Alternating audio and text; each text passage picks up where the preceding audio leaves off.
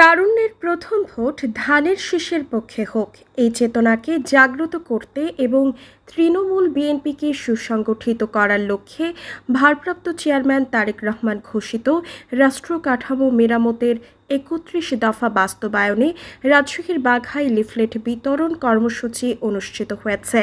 শুক্রবার ১০ অক্টোবর বিকেল ৪:৩০টায় রাজশাহী জেলা বিএনপির আহ্বায়ক আবু সাঈদ চাঁদের নির্দেশে উপজেলা যুবদল, ছাত্রদল ও স্বেচ্ছাসেবক দলের উদ্যোগে ৫ নং বাউসা ইউনিয়নের তেঁতুলিয়া বাজারে এই কর্মসূচি অনুষ্ঠিত হয়। এতে প্রায় ২ শতাধিক স্থানীয় মানুষ ও দলীয় নেতাকর্মী অংশ নেন।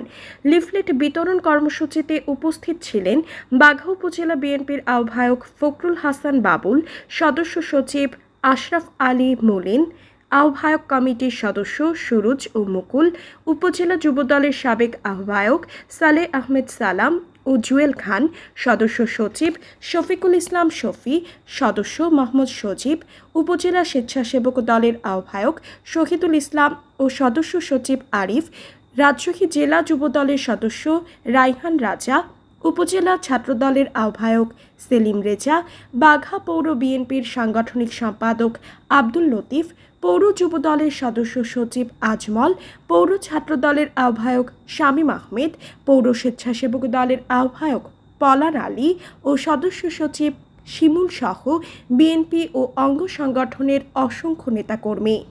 এছাড়াও উপস্থিত ছিলেন বাউসা ইউনিয়ন বিএনপির সাধারণ সম্পাদক নাসির উদ্দিন, সাংগঠনিক সম্পাদক মোয়াজ্জেম হোসেন, সাবেক সভাপতি রেজাউল করিম বাদশা ও রহিম মাস্টার, বাউসা ইউনিয়নের প্যানেল চেয়ারম্যান আব্দুর রহমান, যুবদলের সাবেক সভাপতি এনামুল হক, ছাত্রদলের সভাপতি আমির হামজা মধু, সাধারণ সম্পাদক সেলিম রেজা, সিনিয়র সহ সভাপতি সাইদুল ইসলাম, সহ সাংগঠনিক সম্পাদক রাহুল রাজ, ক্রীড়া সম্পাদক রানা, ৯ নং ওয়ার্ড বিএনপির সভাপতি ফজলুর রহমান, সাধারণ সম্পাদক মোখলেসুর রহমান, ৭ নং ওয়ার্ড বিএনপির সভাপতি জামিল ও ৫ নং ওয়ার্ডের সাধারণ সম্পাদক নজরুল মাস্টার।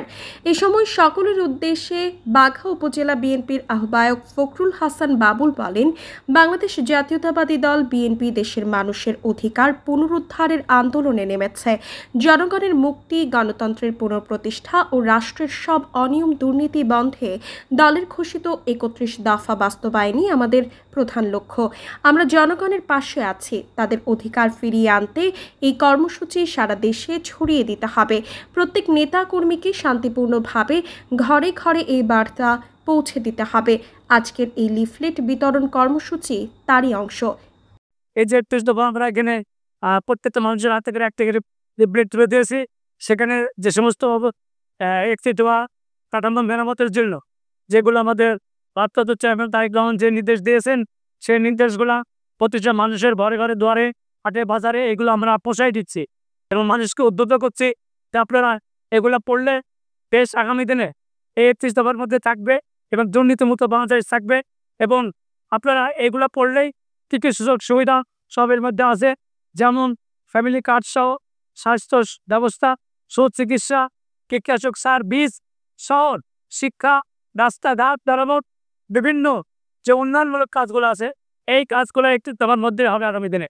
যদি আমাদের বিএনপি ক্ষমতায় যায় এবং আমাদের মহাসচিব তারেক রহমান সাহেবকে রাষ্ট্র গড়ার লক্ষ্যে আপনারা সকলে একটি করে ধানের শীষের মার্কায় ভোট দেবেন এবং সুযোগ দেবেন, তিনার সালাম নেবেন, ধানের শীষে ভোট দেবেন।